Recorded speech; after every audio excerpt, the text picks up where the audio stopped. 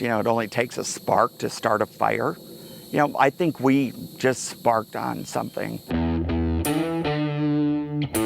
Well, I first met Brett. We worked together at a recruiting agency, and we recruited for restaurants. One day, Brett comes into the office, "Oh, we gotta go do this cook-off. I saw it on TV, we gotta go. It's in Hico, Texas, it's a steak cook-off. We need to go, and So after that first event, we were hooked. We had a great time. We got to meet new people. We got to cook for the public. And being old restaurant managers, it was just like being in hospitality. Talk to people, meet friends. For a 3-year period, we went to about 6 competitions a year or so. 6 to 9, yeah.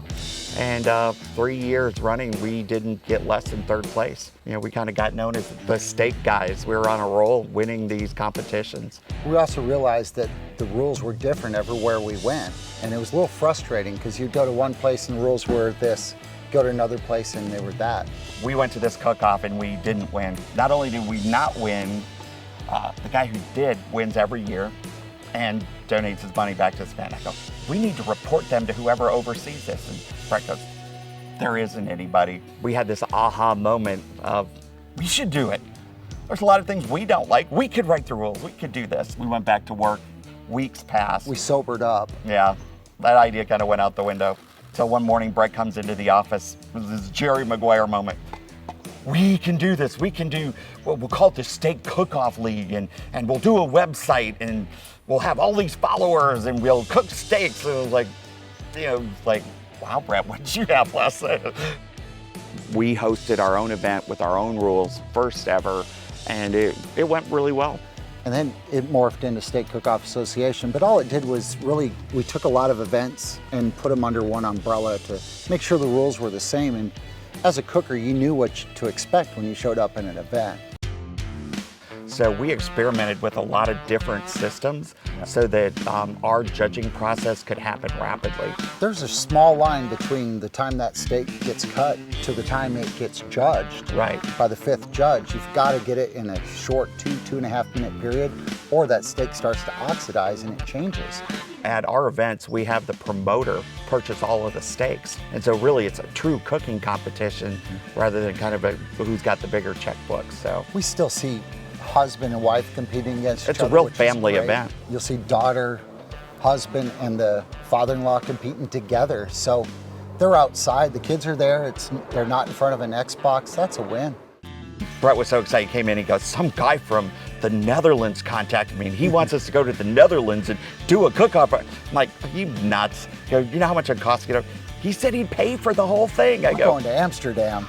We're in 38 states and 15 countries. So the winner of every event that we do around the world, at the end of the season, the beginning of October, gets to come to Fort Worth and compete against each other for the true world championship.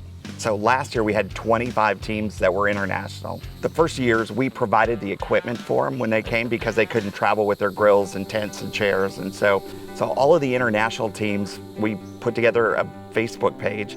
And if a team was looking to borrow equipment or borrow, things, they went on there and said, I am from New Zealand, I am coming, I'd like a grill. Well, people started chiming, well, you can stay at my house. Well, you can borrow our car. I have any grill that you want. And then somebody else would chime in, you don't want to stay with them, come to my house. And, so really every team, 25 teams got adopted by a local team and loaned them equipment and loaned them tents and invited them into their homes. That's really become an integral part of our championship now is the friendships that are made around the world with teams here in America. One of the Australians said to me, he goes, I used to think Americans were kind of smug, but I was so wrong. We always say hashtag SCA family, but it really has become that. The guys have adopted these teams coming over, and if you're a team from Germany and you're coming to America, the world champion just invited you to cook beside him. And that's pretty humbling to those guys over there. They're so excited about that. And all we're doing is facilitating it. We're not doing anything different. When you put your hand around an 82-year-old man that just won his first SCA event and he's trembling, that makes it worth it. When Cody won. Oh yeah, he's a little bit autistic. And so he comes with his dad. He finally graduated from high school, so they let him cook on his own team, and he won the thing. I mean, I posted that. I'm still crying about it. I know, that's one of our best stories. There is no age group. If you can cook, you can cook, but they're all out there together having a great time as a family. So for us, that's a win. I think it's a way to reboot and enjoy the day and have a good time and slow things down, and it really takes you back, earth, wind, and fire, right?